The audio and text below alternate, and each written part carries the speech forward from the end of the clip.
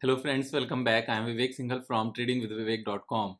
और आज हम फिर से एसआरएफ की बात करने वाले हैं। फिर से एसआरएफ की बात क्यों करने वाले हैं? क्योंकि लास्ट वीक ही हमने संडे को means day before yesterday SRF की वीडियो बनाई थी and SRF was considered as the chart of the week. Chart of the week में हम जनरली उन सारे स्टॉक्स को कवर करते हैं या फिर एक पर्टिकुलर स्टॉक को कवर करते हैं जो टेक्निकली एक अच्छा सा पैटर्न बना रहा होता है।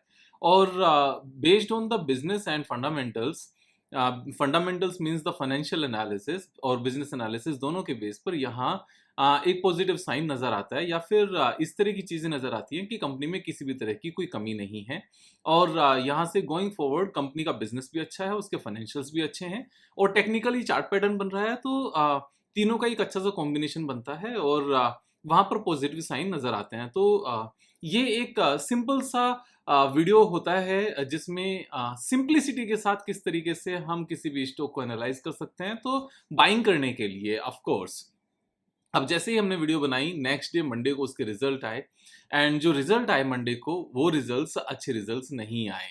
अच्छे रिजल्ट्स नहीं आए ये विवेक भाई, अच्छे और बेकार कैसे? तो मैं आपको दो तीन चीजें यहाँ पर बताऊंगा। सबसे पहले अगर हम अच्छे रिजल्ट्स और बेकार रिजल्ट्स की बात करने लगे तो जून क्वार्टर के जो रिजल्ट्स आए, जो सेल्स थी that was down in comparison of last quarter sales. यहाँ पर जो लास्ट क्वार्टर्स की सेल थी दैट वाज 3778 करोड़ और जो अभी आई 3338 करोड़, ये कम थी। और लास्ट ईयर के सेम क्वार्टर से अगर हम कंपेयर करें तो भी ये कम थे।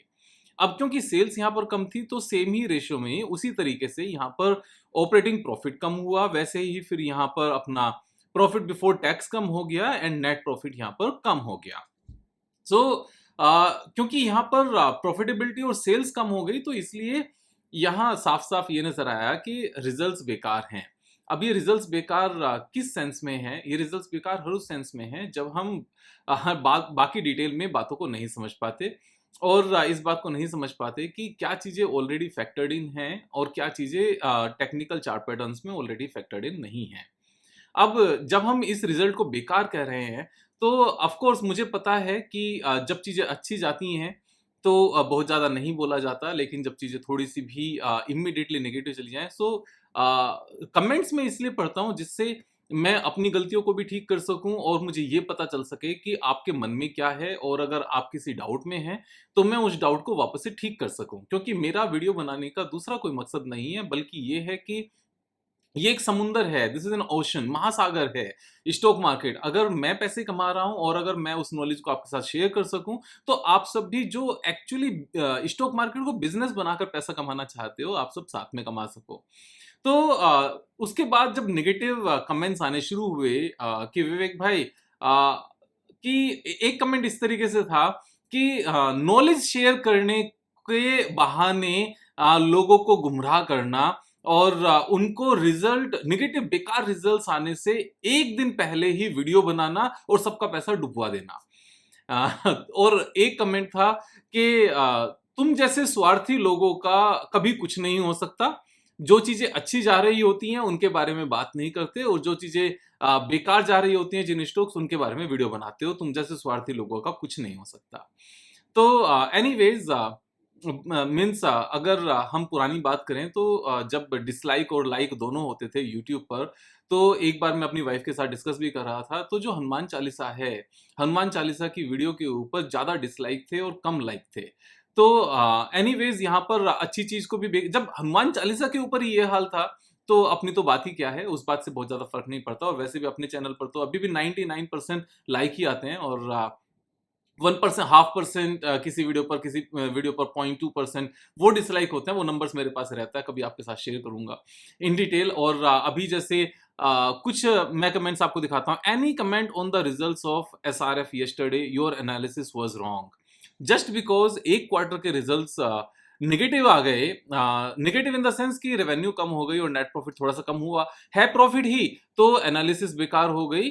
सेकंड, यहां पर लिखा जाता है डिस्ट्रीब्यूशन हो रहा है गिरेगा अब बुरी तरह। ठीक है, ये इस तरह के कमेंट्स मींस मैं आपको सिर्फ आपके साथ शेयर कर रहा हूं और कुछ नहीं, अदरवाइज बाकी सब कुछ सेम है। तो यहाँ ये एक बचपना है कि अगर एक क्वार्टर के रिजल्ट्स बेकार आ जाएं तो कंपनी बेकार हो गई क्या? यहाँ पर हमेशा ध्यान रखना, ये मैं इन बिटवीन द लाइंस जो आपको लर्निंग देता हूं ना वो बहुत इंपॉर्टेंट होती है। किसी भी बैलेंस शीट में, यहां पर किसी भी फाइनेंशियल रिजल्ट्स में जो फंडामेंटल्स जिसको हम कहते हैं, वहां पर एक क्वार्टर या दो क्वार्टर के प्रॉफिट एंड लॉस स्टेटमेंट बिल्कुल भी इंपॉर्टेंस नहीं रखते। सिर्फ और सिर्फ बैलेंस शीट यहां पर इंपॉर्टेंस रखती है। क्यों? क्योंकि जो प्रॉफिट एंड लॉस स्टेटमेंट है वो एक पीरियड का होता है, और जो बैलेंस शीट होती है वो आज तक की होती है। यहां पर ध्यान से समझो, ये आज तक की सिचुएशन है, आप इस बात को ध्यान से समझकर चलना। अगर किसी इंसान के पास 10 करोड़ रुपीस के एसेट्स हैं, उसके पास 10 करोड़ रुपीस बैंक में रखे हैं, फिक्स डिपॉजिट है या फिर इन्वेस्टमेंट है या फिर उसकी रियल एस्टेट है, कुल मिलाकर 10 करोड़ है, और उसकी monthly income suppose 3 lakh rupees per month है, और उसको 2 मंथ्स की अगर इनकम ना हो तो उसकी लाइफ पर कितना बड़ा फर्क पड़ेगा। अगर 2 मंथ्स यहां पर इनकम ना हो, 6 लाख नहीं आएंगे, लेकिन उसके पास ऑलरेडी 10 करोड़ है, 12 करोड़ है, तो उसको कितना फर्क पड़ा? कुछ भी फर्क नहीं पड़ा। क्यों? क्योंकि जो उसकी एसेट है, जो उसकी नेट वर्थ है, जो 12 करोड़ रुपीस है, that is the balance sheet, और जो उसकी रेगुलर इनकम है, that is the profit and loss statement. तो अगर एक क्वार्टर या दो क्वार्टर का यहाँ पर बहुत ज्यादा ऊपर नीचे भी अगर हो गया तो भी उसकी हालत पर कुछ खास फर्क नहीं पड़ा। लेकिन अगर यहाँ पर किसी की बैलेंस शीट बहुत खराब है, आप ध्यान से समझो, एक बंदा कर्जे में डूबा हुआ है और उसके ऊपर 2 करोड़ रुपीस का लोन है। अगर सपोज उसकी इनकम थोड़ी सी बढ़ भी जाए, जो उसकी 2 लाख या 3 लाख रुपीस पर मंथ की इनकम है, तो भी उसकी जो बैलेंस शीट है उसकी हालत पे बहुत ज्यादा फर्क नहीं पड़ेगा, फिर भी कर्जे में ही है। तो यहाँ पर फॉर द पीरियड जो प्रॉफिट एंड लॉस स्टेटमेंट है, that is for the period, और ये टेम्परेरी सिचुएशन से अफेक्ट होता है। यहाँ पर प्रॉफिटेबिलिटी अफेक्ट होती है टेम्परेरी सिचुएशन के बेस पर, कि कंपनी के रॉ मटेरियल के प्राइसेस कितने बढ़ गए, और रॉ मटेरियल के प्राइसेस बढ़ने की वजह से इन्होंने उतनी प्रोडक्शन नहीं की, क्योंकि इनको अपने मार्जिन खत्म होते हुए नजर आए कि मैं जिस प्राइस पर अपने प्रोडक्ट को सेल करता हूं, अगर बनाने की कॉस्टिंग ही उससे ज्यादा आ जाएगी, तो अभी एक काम करते हैं, इन्वेंट्री को और ज्यादा बाय नहीं करते हैं, और जो अवेलेबल इन्वेंट्री है उसी से जितना प्रोडक्शन हो सकता है उसी को करते हैं, और उसी को सेल करते हैं। इस तरह की सिचुएशन ऐसा नहीं है सिर्फ इसी कंपनी में देखी गई है, इससे पहले बहुत सारी कंपनीज में इस तरह की सिचुएशन देखी गई है, खासतौर से जो मैन्युफैक्चरिंग कंपनीज हैं। जैसे मैं आपको कुछ एग्जांपल इस तरह के दिखाना चाहता हूं कि जहां इस तरह की सिचुएशंस आई। अब हम बात करते हैं रिलैक्सो की। रिलैक्सो फुटवियर के एक क्वार्टर के रिजल्ट्स बेकार आए थे। यहां पर दिसंबर 2022 के रिजल्ट्स यहां पर कम आए, क्योंकि लास्ट ईयर दिसंबर के 744 करोड़ की सेल्स थी, और यहां पर रेवेन्यू यहां पर कम हो गई थी दिसंबर 22 में, और सितंबर में भी यहां पर 670 करोड़ रह गई थी। लास्ट ईयर यहां पर 714 करोड़ थी। एक काफी बड़े यहां पर एनालिस्ट माने जाते हैं, टीवी पर अक्सर आते रहते हैं, वो पहले चप्पल की कसम खाते थे, हाथ में लेकर रिलैक्सो की चप्पल की वीडियो बनाई थी, और उसके बाद में उन्होंने बिल्कुल जब लोएस्ट लेवल पर था रिलैक्सो अपने पोर्टफोलियो से बेच दिया था, और दूसरा कोई शेयर ले लिया था, और उसी टाइम पर हमने वीडियो बनाई थी कि अब इसको खरीदने का वक्त है। तो काफी लोगों ने YouTube कमेंट पर ये भी रिप्लाई किए थे कि विवेक भाई, उन्होंने तो बेच दी और आप खरीदने की बात करते हो। तो उनकी अपनी समझ है, हमारी अपनी समझ है, उनकी अपनी मेथोडोलॉजी, हमारी अपनी मेथोडोलॉजी है। वो किसी और तरीके से समझते हैं, हम अपने सिंप्लिसिटी के साथ समझते हैं कि अगर एक क्वार्टर के रिजल्ट्स खराब आए हैं तो क्या मैनेजमेंट चुप हो जाएगी? क्या यहाँ पर जो बोर्ड ऑफ डायरेक्टर्स हैं, वो CEO और जो सेल्स टीम है, या जो प्रोडक्शन टीम है, जो कमर्शियल टीम है, उनको कुछ भी नहीं कहेगी, उनको प्यार करेगी कि आपने सेल्स कम कर दी, अरे वाह, आप तो सबसे अच्छे बच्चे हो, अब तो हम आपको MD भी बनाएंगे, आप ही को चेयरमैन बना देंगे, और एक काम करते हैं, हम संन्यास लेकर यहाँ से चले जाते हैं, क्योंकि आप तो सेल्स कम करते हो, कितने अच्छे बच्चे हो, वाह, आपकी फैमिली का भी ख्याल हम रखेंगे। या उनको ये कहा जाएगा कि अगर नेक्स्ट क्वार्टर भी सेल्स कम हुई तो ऑफिस नहीं आना। आप खुद समझ कर देखो क्या कहा जाएगा। ये किसकी यहाँ पर एफर्ट्स आएंगे सेल्स बढ़ाने के, और वो भी रिलैक्सो जैसी कंपनी में। क्या लोग चप्पल पहनने बंद कर देंगे? उस टाइम पर भी मैंने इसी तरह की बातें करके आपको समझाने की कोशिश की थी। अब हम सेम एग्जाम, अब क्या हुआ उसके बाद में? क्या अभी वापस से सेल्स इंप्रूव नहीं हुई? सेल्स इंप्रूव हो गई। अगर हम लेटेस्ट लास्ट 2 क्वार्टर्स के रिजल्ट्स देखें और उनकी सेल्स देखें, 765 crore rupees and 739 crore rupees की जो सेल्स है, this is the highest ever sales. तो यहां पर कितने क्वार्टर्स की रेवेन्यू कम हुई? सिर्फ लास्ट 2 क्वार्टर्स की, मींस 2 क्वार्टर्स की रेवेन्यू कम हुई, वहां नेट प्रॉफिटेबिलिटी कम हुई, उसके बाद में वापस से ट्रैक पर आ गए, सेल्स ट्रैक पर आ गई, प्रॉफिटेबिलिटी थोड़ी सी इंप्रूव हो गई, अब आने वाले टाइम में और इंप्रूव हो जाएगी। ऐसा किस लिए हुआ था? क्योंकि इनका जो रॉ मटेरियल है उसमें एक मेन जो प्रोडक्ट यूज होता है उसको क्रूड कहते हैं। क्रूड की हेल्प से ही जो रबर के सोल होते हैं वो बनते हैं, उसमें रबर मिक्स होती है और उसमें क्रूड का जो इंग्रेडिएंट्स है वो मिक्स होता है। तो क्रूड के प्राइसेस बढ़ गए थे, रॉ मटेरियल के प्राइसेस बढ़ गए थे, जरूरत से ज्यादा यहाँ पर मार्जिन कम होने के चांसेस थे, तो वहां पर ऐसे में प्रोडक्शन भी कम की जाती है और सेल्स भी यहाँ पर कम हो जाती है। सेम ही मैंने यहाँ पर एग्जांपल दिया था पेज इंडस्ट्रीज का। पेज इंडस्ट्रीज को लेकर लोगों ने सेम क्वेश्चन यहाँ पर करने शुरू किए थे, विवेक भाई यहाँ तो रेवेन्यू ही कम हो गई, ये तो सब कुछ बर्बाद हो जाएगा, और उससे पहले पेज इंडस्ट्रीज की कसम खाते थे। अभी ये बेकार लगने लगा, लेकिन क्या पेज इंडस्ट्रीज और रिलैक्सो यहाँ पर और ज्यादा नीचे चले गए, यहाँ से रिकवरी आनी शुरू हो गई? यहाँ से ये रिकवर भी हुआ, रिलैक्सो भी रिकवर हुआ। अब पेज इंडस्ट्रीज की बात करते हैं तो क्या ये बिल्कुल खत्म हो गई? नो, ये सिर्फ एक रेंज में बनकर रह गया और रेंज में ही यहाँ से फिर से आज उठना शुरू हो गया। ये ग्रेट कंपनीज हैं, यहाँ पर जो प्रॉफिट एंड लॉस स्टेटमेंट यहाँ जो अफेक्ट होता है ना, ये टेम्परेरी होता है, और इसके पीछे इनके रॉ मटेरियल के prices main important role play करते हैं। इन बात को हमें समझने की जरूरत है। यहाँ सिर्फ और सिर्फ टेक्निकल एनालिसिस से काम नहीं चलता, सिर्फ और सिर्फ फंडामेंटल एनालिसिस से काम नहीं चलता। हमें यह भी समझना है कि इनके प्रोडक्ट क्या है, उनके प्रोडक्ट में रॉ मटेरियल क्या है, उसकी साइकिल क्या है, उनके प्राइसेस क्यों ऊपर गए, क्यों नीचे आए, उसका इंपैक्ट क्या होगा। और इसीलिए मैं अपनी मोस्ट ऑफ द वीडियोस में यहाँ पर पूरी ही साइकिल को कवर करता हूं, क्योंकि अपना पर्पस टिप्स देना नहीं है, यहाँ पर अपना पर्पस आपको सिखाना है, एक बेटर इन्वेस्टर बनाना है। ये मुहिम है सिंप्लिसिटी के साथ, कोई प्रेशर नहीं है मेरे ऊपर, लेकिन मेरा मन होता है कि अगर सब यहाँ पर आगे बढ़ेंगे, समझकर आगे बढ़ेंगे, तो अपने फेलो सिटीजन्स अच्छा करेंगे। अब यहाँ पर जब हमने इस बात को चेक किया कि एसआरएफ के रिजल्ट्स अच्छे आए and this is the chemical sector, अब यहाँ पर मैंने जब वीडियो बनाई थी तब एक बात बताई थी कि दिस पर्टिकुलर क्वार्टर और any quarter is for the period. अब यहाँ पर 2 पीरियड्स के नेट प्रॉफिटेबिलिटी कम हुई, जैसे लास्ट पीरियड का भी प्रॉफिट यहाँ पर कम हुआ था, मार्च से मार्च को कंपेयर करें, और अभी का भी कम हो गया। 2 क्वार्टर्स नेगेटिव चले गए, इनफ है, उसके बाद ऊपर ही ऊपर हरियाली होती है। और एक चीज अगर हम देखें बैलेंस शीट में, तो यहाँ पर फिक्स्ड एसेट्स इंक्रीज हो गई है, और सीडब्ल्यूआईपी में 2400 करोड़ रुपीस का अभी भी सीडब्ल्यूआईपी है। जब ये वापस से फिक्स्ड एसेट्स का पार्ट बनेगी, तो क्या यहाँ पर रेवेन्यू नहीं बढ़ेगी? ये कंसिस्टेंट ग्रोथ स्टोरी है। इंडिया इज 140 करोड़ लोगों की कंट्री है, और इन लोगों की यहाँ पर हम सब जितने भी लोग हैं, पर कैपिटा इनकम बढ़ रही है, और बिना केमिकल के कोई भी चीज सपोर्ट नहीं होती। यहाँ पर किसी भी तरह का प्लास्टिक बनाना हो, इवन कपड़े भी बनाने हो, तो उसमें भी केमिकल यूज होते हैं। जो रोटी कपड़ा और मकान की हम बात करते हैं, मकान में भी केमिकल यूज होता है, और यहाँ पर कपड़ा में भी केमिकल यूज होता है। वाहन भी एक इंपॉर्टेंट रोल प्ले करता है आज की डेट में। रोटी कपड़ा मकान और व्हीकल वाहन, ये साथ में जुड़ जाना चाहिए, और मोबाइल भी साथ में जुड़ जाना चाहिए। ठीक है, तो ये रोटी कपड़ा और मकान से ऊपर की सिचुएशन आ चुकी है। अगर हम रोटी को छोड़ें कि वहां अगर केमिकल यूज भी होता है तो नहीं होना चाहिए, ऑर्गेनिक होना चाहिए, हम समझ के चल सकते हैं, लेकिन बाकी सब चीजें बिना केमिकल के नहीं चलने वाली। अब हम बात करते हैं केमिकल में ऐसा क्या हुआ कि अभी रिजल्ट्स बेकार आने शुरू हुए। तो क्या सिर्फ इसी के बेकार है? एक बार रिलायंस इंडस्ट्रीज की बात करते हैं, करंट क्वार्टर की बात करते हैं। यहां पर रिलायंस इंडस्ट्रीज के करंट क्वार्टर के जो रेवेन्यू है ये कम हो गई, तो क्या ये भी बर्बाद हो जानी चाहिए? नहीं, ऐसा नहीं है, इट्स नॉर्मल।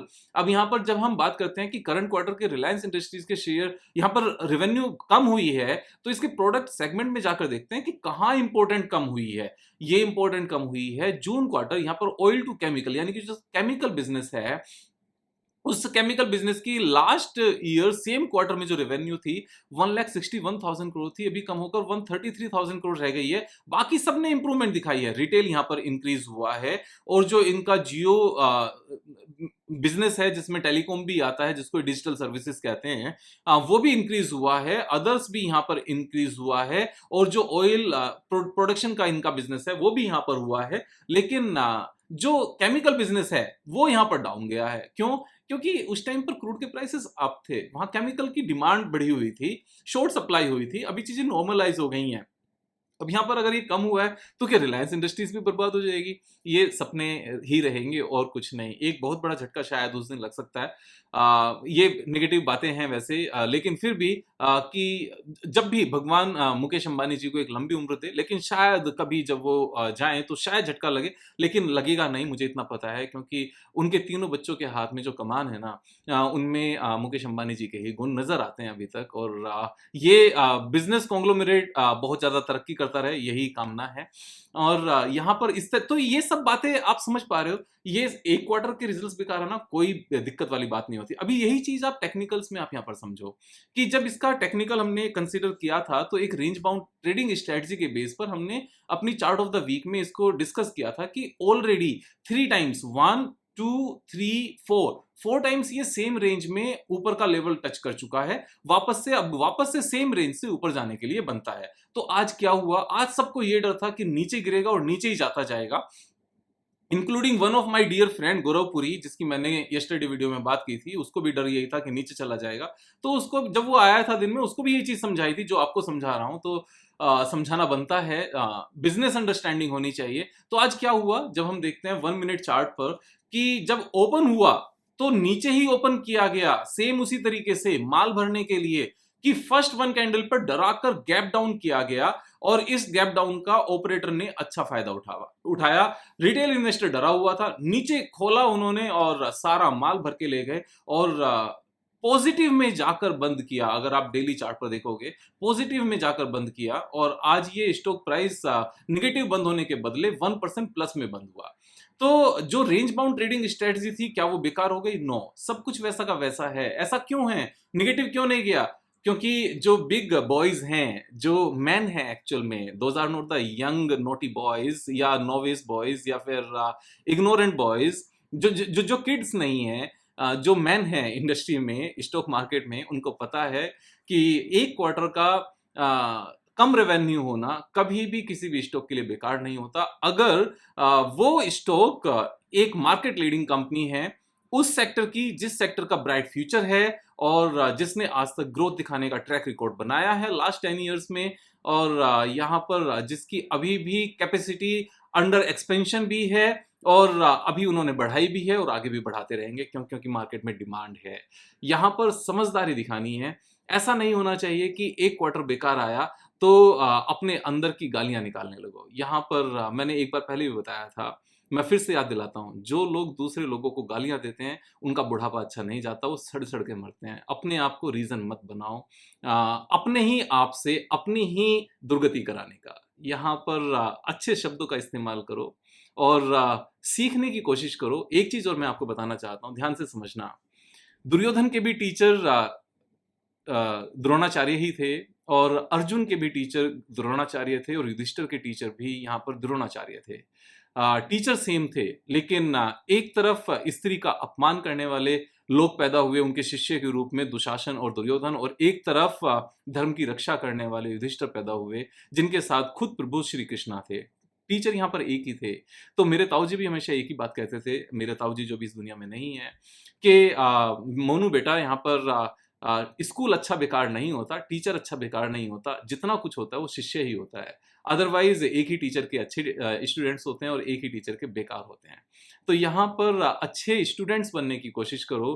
किसी भी इंसान में आपको एक टीचर नजर आ जाएगा। यहाँ पर कहीं से अच्छी चीजें सीखने को मिलेंगी तो कहीं से एक्सपीरियंस सीखने को मिलेगा। आप यहाँ पर सीखते रहो, मैं सिखाता रहूंगा। दोस्तों के साथ शेयर भी करना है, ये आपकी जिम्मेदारी है, और खुद भी सब्सक्राइब करना है, सब्सक्राइब कराना भी है। कल फिर मिलेंगे एक नए वीडियो के साथ, तब तक जय हिंद।